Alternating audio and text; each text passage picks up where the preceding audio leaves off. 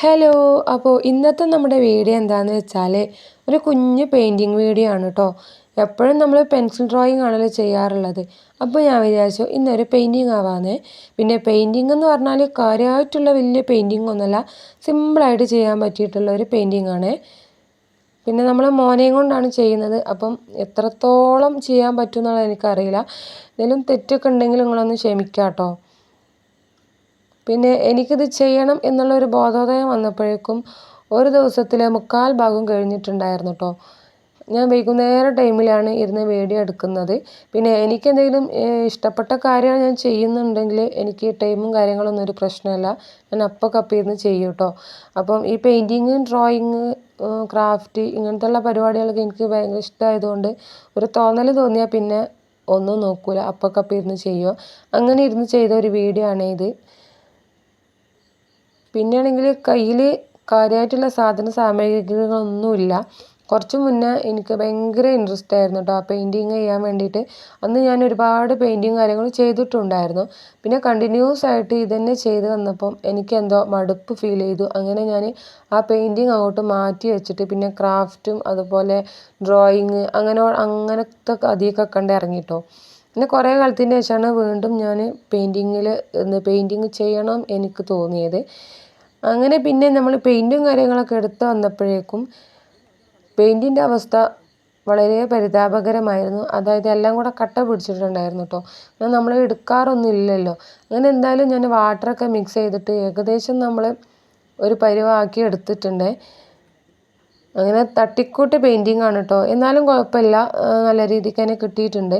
പിന്നെ ഈ ഒരു ബ്ലൂ കളർ ഷെയ്ഡ് അവിടെയൊക്കെ ഞാൻ നല്ലോണം ഡാർക്ക് ഷെയ്ഡ് കൊടുക്കണം എന്നാണ് വിചാരിച്ചിട്ടുണ്ടായിരുന്നത്. പിന്നെന്താ, ഞാൻ പറഞ്ഞല്ലോ നമ്മൾ വാട്ടറൊക്കെ മിക്സ് ചെയ്ത് കളർ ചെയ്തപ്പോൾ ഇതൊരു ലൈറ്റ് ബ്ലൂ ആയി മാറിയിട്ടുണ്ട്. എന്നാലും കുഴപ്പമില്ല, ഞാൻ വിചാരിച്ച പോലൊക്കെ ഏകദേശം ആയിട്ടുണ്ട് കേട്ടോ. പിന്നെ നമ്മൾ മോനെയും കൊണ്ടാണ് ചെയ്യുന്നത്. അപ്പം ഏകദേശം നമുക്ക് ചെറിയ മോനാണ്, അവനെക്കൊണ്ട് ചെയ്യുമ്പം ഒരു പരിധിയുണ്ട് ചെയ്യുന്നതിന്. പിന്നെ എൻ്റെ തോന്നലിൻ്റെ ടൈമും ആ ഒരു ടൈം ആയതുകൊണ്ട് നമുക്ക് ഒന്നിനും സമയം ഉണ്ടായിരുന്നില്ല കേട്ടോ. പിന്നെ ഈ ഒരു ബ്ലാക്ക് പെയിൻറ് ഉണ്ടല്ലോ, ഇത് നല്ല പ്യുവർ ഓയിൽ പെയിൻ്റ് ആണ്. അതായത് നമ്മുടെ വീടിന് ചുവരിന്മേലൊക്കെ അടിക്കുന്ന നല്ല പെയിൻ്റാണ് കേട്ടോ. ബുക്കിലടിക്കുന്ന പെയിൻ്റ് ഒന്നുമല്ല. നമ്മളെ കയ്യിലൊന്നും ഇല്ലാത്തതുകൊണ്ട് നമ്മൾ ഇതൊക്കെ വെച്ചാണ് അഡ്ജസ്റ്റ് ചെയ്തതാണ്. ഇത് നമ്മുടെ വീട് പണി സമയത്ത് കുറേ വേസ്റ്റുകൾ നമുക്ക് കൊണ്ടുപോയി ഇടാനുണ്ടാവുമല്ലോ, അതിൽ നിന്ന് വേസ്റ്റിൽ നിന്ന് കിട്ടിയ ഒരു ബോട്ടിലാണ് കേട്ടോ ഈ ഒരു ബ്ലാക്ക് പെയിൻ്റ് എന്ന് പറയുന്നത്. അപ്പം കുറേ നാളായി എൻ്റെ കയ്യിലിരിക്കുന്നു, എന്തെങ്കിലും കാര്യത്തിന് ആവശ്യം വരും എന്ന് വിചാരിച്ചിട്ട് എടുത്തു വെച്ചതാണ് കേട്ടോ.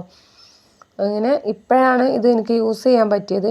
എന്തായാലും നമ്മൾ കളറൊക്കെ കൊടുത്ത് വന്നപ്പോൾ നല്ല ബ്ലാക്കായിട്ട് കിട്ടിയിട്ടുണ്ട്. പക്ഷെ പണി എന്താണെന്ന് വെച്ചാൽ എല്ലാം കൂടെ പെയിൻ്റൊക്കെ അടിച്ച് വന്നപ്പോഴേക്കും നമ്മളെ ബ്രഷിന് നല്ലോണം പണി കിട്ടിയിട്ടുണ്ടായിരുന്നേ. അതായത് ബ്രഷ് എല്ലാം കൂടെ കട്ട പിടിച്ചിട്ടുണ്ടായിരുന്നു. നമ്മൾ തൂവൽ വെള്ളത്തിലിട്ട ഒരവസ്ഥയായിരുന്നു കേട്ടോ. എല്ലാം കൂടെ കൂട്ടി പിടിച്ച് നിൽക്കുകയായിരുന്നു. അങ്ങനെ ഒരു വിധത്തിലാണ് നമ്മളെ ബ്രഷാക്കി മാറ്റിയത്. അതായത് മണ്ണെണ്ണയൊക്കെ ഒഴിച്ചിട്ട് നമ്മളൊന്ന് സെറ്റാക്കി എടുത്ത് കുറേ നേരം വായിലൊക്കെ ഇട്ട് വെച്ചിട്ടാണ് നമ്മൾ സെറ്റാക്കി എടുത്തു കേട്ടോ. പിന്നെ ഈ ബ്രഷാണെങ്കിൽ ആദ്യം തീരെ കട്ട പിടിച്ച് നിന്നിട്ട് ഞാൻ ഈ വിൻഡോസിൻ്റെ കമ്പിയൊക്കെ ഉണ്ടാവില്ല, അതുമേലൊക്കെ കുറേ അങ്ങോട്ട് അടിച്ചിട്ട് കമ്പികളൊക്കെ ഒന്ന് കുട്ടപ്പനാക്കി എടുത്തു കേട്ടോ. അപ്പോഴേക്കും കുറച്ചൊക്കെ നമ്മുടെ ഈ ബ്ലാക്ക് കളർ ഒന്ന് ഉണങ്ങി കിട്ടിയിട്ടുണ്ടായിരുന്നു. പിന്നെ ഇത് കുറച്ച് കട്ടിയുള്ള പെയിൻ്റ് ആയതുകൊണ്ടാണ് പെട്ടെന്ന് അത് സെറ്റ് ആവുന്നില്ലായിരുന്നു കേട്ടോ, നമ്മുടെ ഈ മറ്റേ പെയിൻറ്റും കൂടെ. പിന്നെ ഞാൻ പറഞ്ഞല്ലോ എൻ്റെ കൂടെ ഒരാളും കൂടെ ചെയ്യാനുണ്ടായിരുന്നു.